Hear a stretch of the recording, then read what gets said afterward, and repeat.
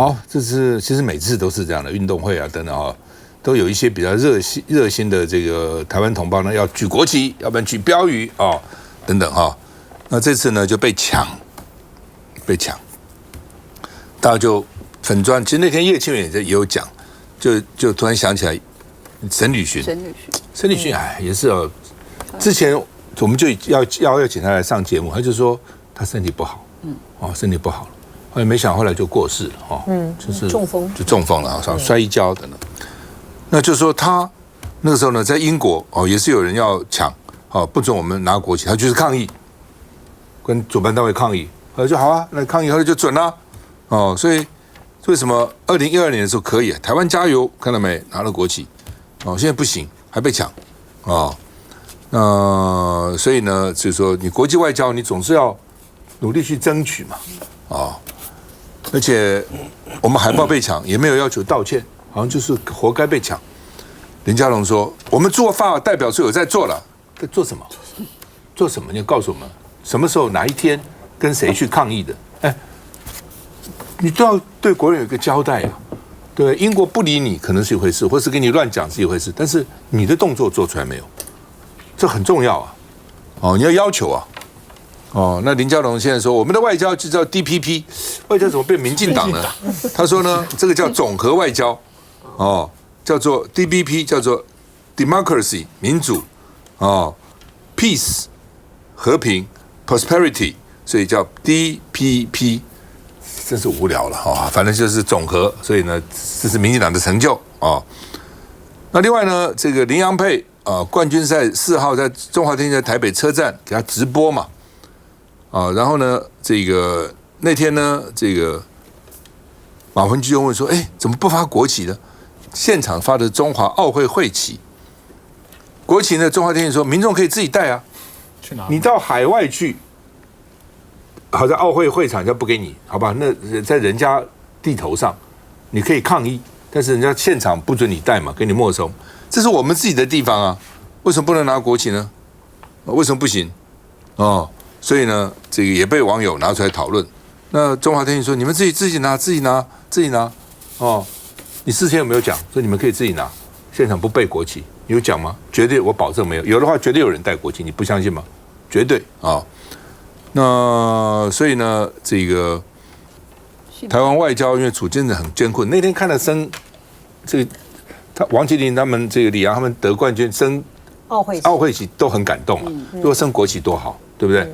那所以呢，真的在海外你看到国旗就会有时候情不自禁眼泪就会流下来那所以呢，新北市的体育局专门委员李立行说，他准备600多面国旗要迎接金牌战好，我们看一下。台湾海报被抢，然后驻法代表处被说很软弱。会如此追问，就是因为有政治粉专回忆2012年伦敦奥运上已故的时任驻英国代表沈履勋曾目击中华民国国旗被抢，然后我就马上去抗议，然后他们就有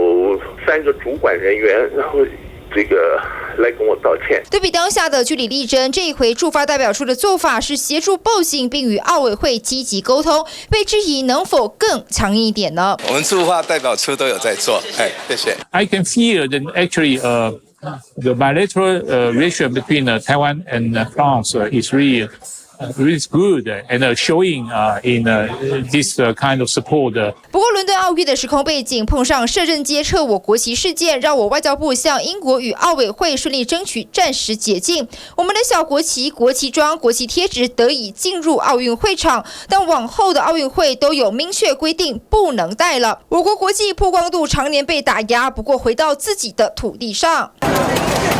联配冠军赛4日在台北车站 live 直播，在现场募集发放的是中华奥会旗。日前中华队荣耀归国，桃机现场网友也质疑国旗嘞。我们在自己的土地上面，你都没有办法让我们自己的国旗旗海飘扬。中华奥会在怕什么？中华电信说民众可自备应援道具，中华奥会则截稿前没回应。另一头新北市政府8日清晨帮林玉婷应援，同样没看到国旗。4强战呢，我们是以加油棒的方式来为玉婷加油打气。那在接下来的金牌战当中呢，我们也准备了600多面的大小国旗，希望为玉婷一起加油。国旗代表国家，台湾的外交处境艰困，看到国旗也多一份感动。来，世刚，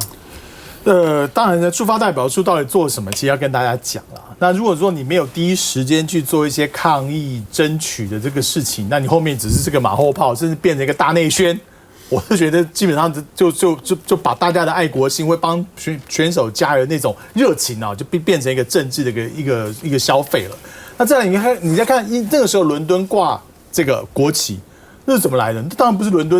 敦自己去准备的，当然是我们争取到的。那你看现在巴黎的市区也好，那一定有相关的奥运的旗帜。那我们的中华民国国旗在哪里？我觉得这个部分大家都拿出来比较，因为2012跟现在的情况距离也并不太远，那国际处境也没有更好哦，更何况当时候还没有什么美中竞争，然后台湾变成一个很好的一个施力点。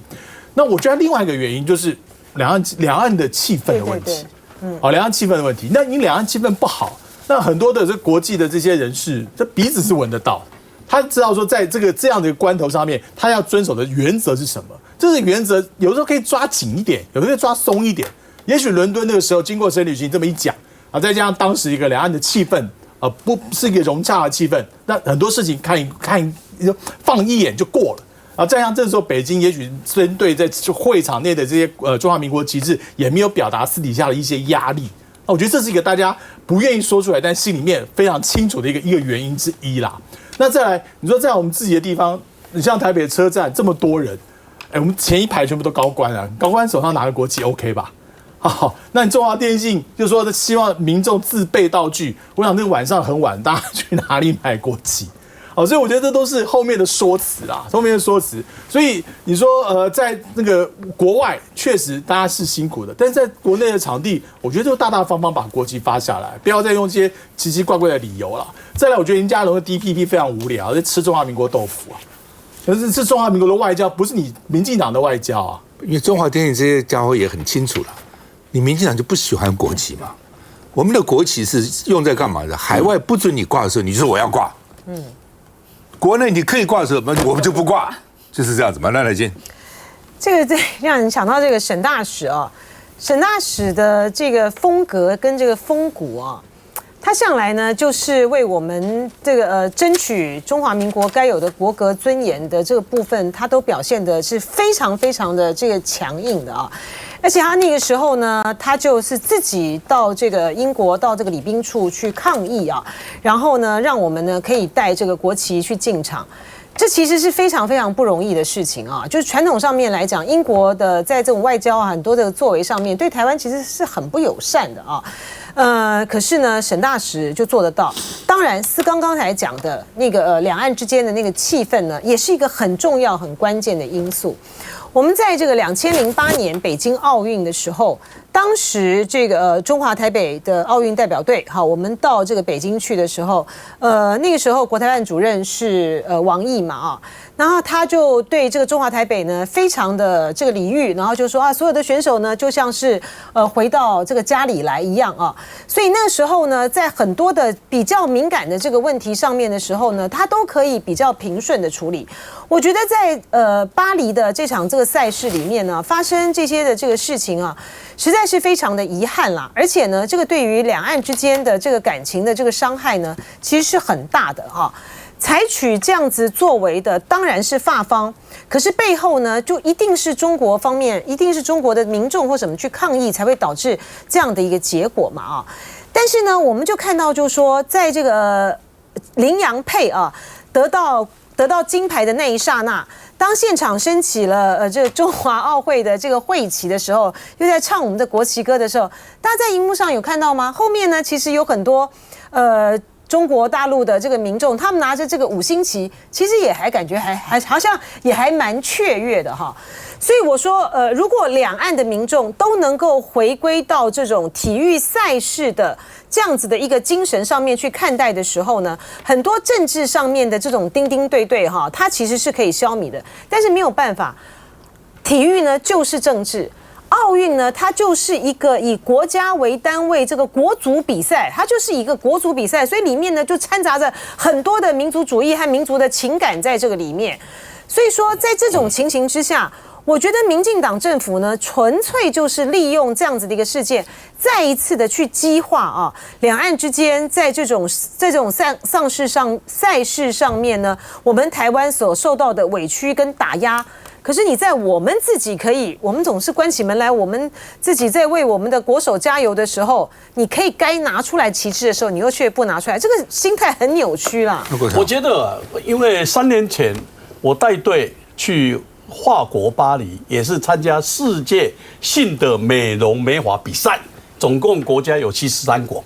然后一开始他也不准我们带国旗进去啊，可是那个时候的李大使。我们就跟他讲，我们硬的要带，到最后，我们还是成功带上台去亮国旗。这个就是什么？看我们政府的态度。所以我是觉得政府现在的态度，我可以跟各位报告，现在的外交不是民进党的，是中华民国的。所以这个你一定要去纠正。另外一个，我是觉得很简单，为什么李洋？他得到金牌以后，人家问他未来他要干什么？我要选，羽球协会理事长，这是他的出路。各位，我们大家国手很辛苦，也不要去责怪他。但是你们要不要替他们想一想，回来他的出路是什么？为什么他要选这个理事长？当然，这些都是黑幕重重。最后一个，我要必须告诉，当初蔡总统。他得了金牌以后，你召见他的时候，李洋亲口拜托你，希望在母校设一个青少年羽球的训练中心，你答应人家，经过8年还是没有，请问这是政府的态度？休息一下再回来。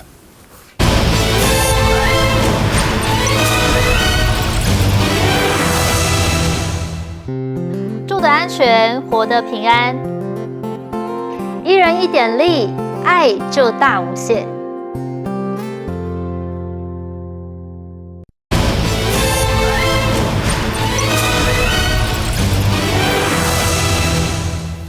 林玉婷都闹到联合国了那之前好像政府也没什么特别表示那现在呢说要起法律行动了快拿金牌了所以呢可以来蹭一下了之前照理讲早就应该支持嘛那怎么挺？体育署跟中华会发声明，而且他们找了律师发一个警告函，我看没什么用那警告函也不痛不痒的警告函洋洋洒洒写一大堆看到没？找律师函。那这个警告函写什么呢？警告函照理讲这应该很严重，告诉他我要到国际法庭告你们吗？都没有就是说这警告函什么时候出来呢？8月4号你们第2天要开记者会，你们小心，你们开这个记者会呢这个可能是非法的，而且呢也会违反个人资料保护法这看起来你有什么资料隐瞒似的这有什么用？这个信对不对？然后呢，所以呢我们的权益会受到影响而且呢我们根据这个国际奥会的声明那我们符合的规定而且呢这个你们这个去年就没有预警，就讲取消人家的资格你影响人家的权益而且呢这个2019年的时候就被国际奥会撤销承认了，这些都废话，我们大家都知道的嘛。你这个解释了什么？你去了一封信，律师费一定花不少钱，然后不痛不痒的唯一的说警告他就是说你可能违法而且违反我们的个人资料保护法。这个信你告诉我接到我都不在乎，你认为这个国际什么权种接了会怎样？他都敢跟那个国际奥会这边扯过来扯过去，那个对不对？老板是个俄罗斯人，跟普丁是好朋友，因为他接了这信会怕吗？我不懂那个信写什么东西你写这有什么用？我真的不懂好吧，这个俄罗斯他们驻联合国副大使说呢，奥运是让男人打女人那因为我们不是会员国，没有办法。但是阿尔及利亚的代表就很生气了，乱讲。因为他现在讲2个嘛，阿尔及利亚的这个克利夫就是我们是女人，纯粹女人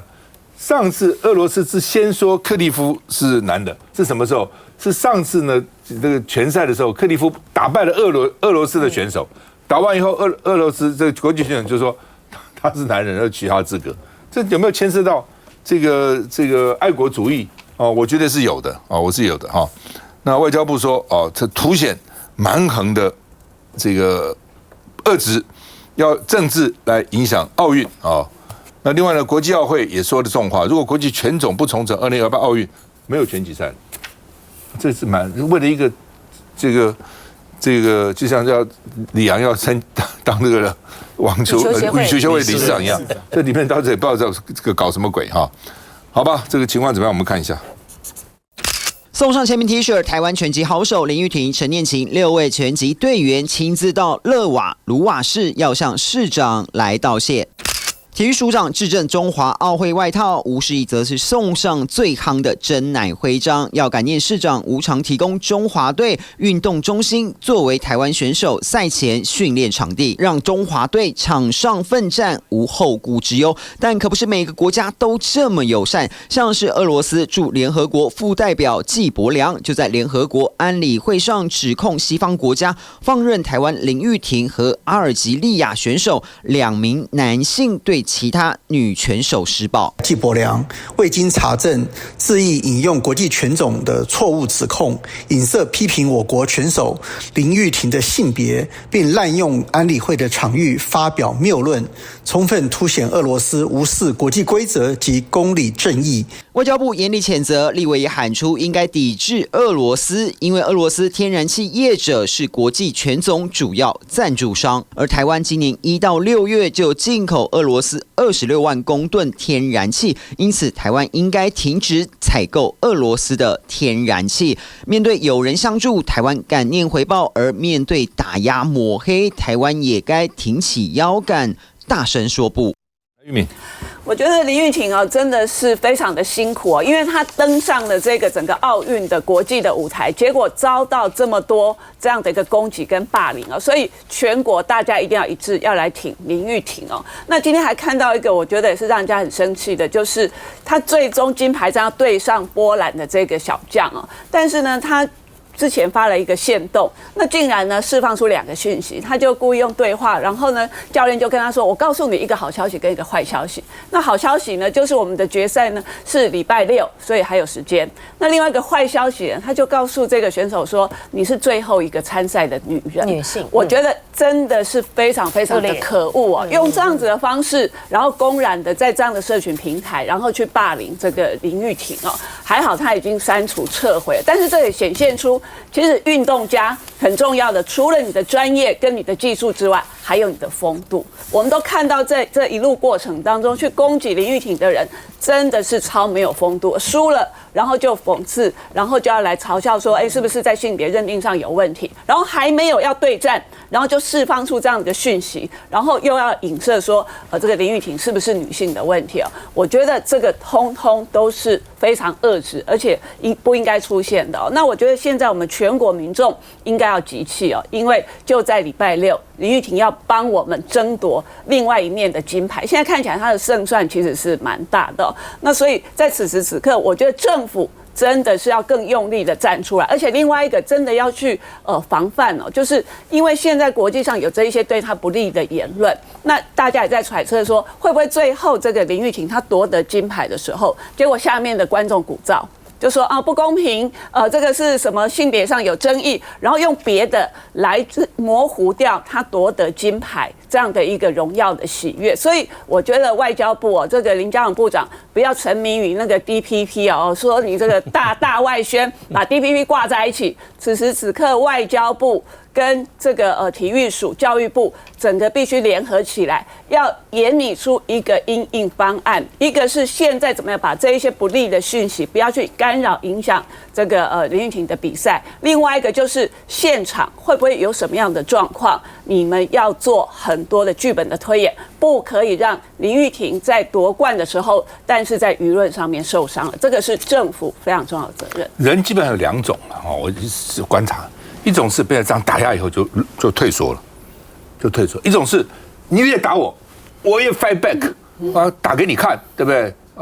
我们希望我看林玉婷应该是会打回去的那种人。好，来惠慈。我们看到这个林玉婷的事件，其实真的让全台湾的民众都非常的心疼。那当然，林玉婷的表现真的值得我们骄傲的同时，你看林玉婷她这个。他真的其实是很瘦弱的这个身影，他其实除了在拳击的这个竞技场上发挥他的专业之外，你看他的所有的应对，他都说他面对这样的争议，你看他不屈不挠，他也不卑不亢，而且他更是出言来感谢全台湾的人在背后支持他。但我也要同意是说，我们的支持也不应该在背后，这个时候我们的中华奥会应该要站在林玉婷的前面，去帮他去说明。林玉婷的性别是绝对没有问题的。这个时候，中华奥会应该要站在我们的选手的前面，去帮他，不管是在现场，在我们事后在跟国际奥会在做更多的支持，甚至是要直接来反驳这个 IBA 完全没有这个证据的指控。这个时候，我们应该要看到中华奥会要站在第一线。那不过看到这个确实奥运看到我们看到很多的人性哦。有刚才委员有讲的波兰的小将，好，他即将要进金牌赛，可是我们也看到他发出这样子，非常错误，而且是带有嘲讽，而且非常具有恶意的这样的文章。不过我们也看到，像日本也有一个这个拳击的金牌，好，这个入江胜奈，他则是在他的这个平台上面，他发言，他要来力挺林玉婷。他说，他其实是一个非常优秀的选手，而且他也相信他绝对没有问题。他也希望这样子的比赛可以不要再伤害更多的运动员。所以我觉得，我们除了接下来全民大家一起关心，我们如果也可以透过我们大家的各式各样的平台，无论是在这个中文的范畴、英文的范畴，我们让更多人了解。IBA 的指控完全是错误的，当然我们也期待中华奥会应该要站在第一线保护我们的运动员。我补充一下，像林玉婷的事情其实并不是今年才发生的，其实上次的拳赛之后，其实就在这个国际体育这部分已经开始有一些讨论。那我觉得中华奥会也好，或者我们相关的体育署官员也好，其实在出发之前就应该设想到这个事情会有舆论的问题。那我们有没有适当的帮忙协助国际宣传或国际公关的人在那边帮忙排解这个事情，而不是要让林玉婷面对到这么多国际记者。那对一个选手来说，他重点是要放松他的心情去面对比赛相关的争议。但应该有政府应该有人事先想到去帮他解决这个事情，而不是说我在那日在巴黎爆开之后，然后呢8月1号，然后我8月3号发一封记者函，律师函。那你政府是要去告谁呢？你政府的地位去告国际拳总吗？还是你支持林玉婷去跟国际拳总提告？因为你是才有相对人的位置嘛。所以我就觉得，就我们的政府官员，也许在刚开始这件事发生之后，我觉得有人在观风向啊。我坦白讲，有人在看风向往哪走了。当风向确定之后，他才去加码去压那个风向。但如果说你对这个选手非常有信心的话，我觉得从头开始就应该做好预防，做好一些国际宣传，做好一些舆论，在第一时间的时候就帮林玉婷撑腰。其实这个政府啊，我是觉得都是慢半拍啦。其实这些东西，我们本来体育署就有人派驻在那里，今天已经第7天，闹得沸沸扬扬。1个礼拜以前就在谈这个性别的问题，那你们我们政府是在干什么？放下我们一个选手就在那边，为了性别的问题，让他精神压力快崩溃。他怎么打拳啊？所以这个我还是要呼吁我们政府啦，不要说我发一个这个新闻稿，我发一个怎么强烈抗议。我坦白跟你讲，一天到晚叫台湾人民全国上下来集气，但是你政府的作为，你要有方向、有作为嘛。所以我是觉得这样啦。最后我还是要呼吁林玉婷，确实她在台湾在打拳击的时候，都是女性在打拳击，所以这个我可以，因为我也认识林玉婷，她确实是从小时候她就比较有男性化，但是是真的女孩子，所以我还是希望我们拳击协会跟我们的奥会，该抗议的就要抗议，该强硬的要强硬，不要丢下我们的运动员是这样受辱，还有这种抹黑造谣，这样不好。好像我们的这个哪个单位有说，他上次被取消资格回来后，对他的身心都做了彻底的检查了，检查以后说他没问题啊。那这证据拿出来嘛？那另外呢，这个国民党委员说不要买俄国天然气，因为中油还买了不少俄国天然气啊。中油说我们尽量减少啊，不过我们上次买的呢是跟法国买的，跟法国签约，法国跟他买的啊，等等啊，休息一下再回来。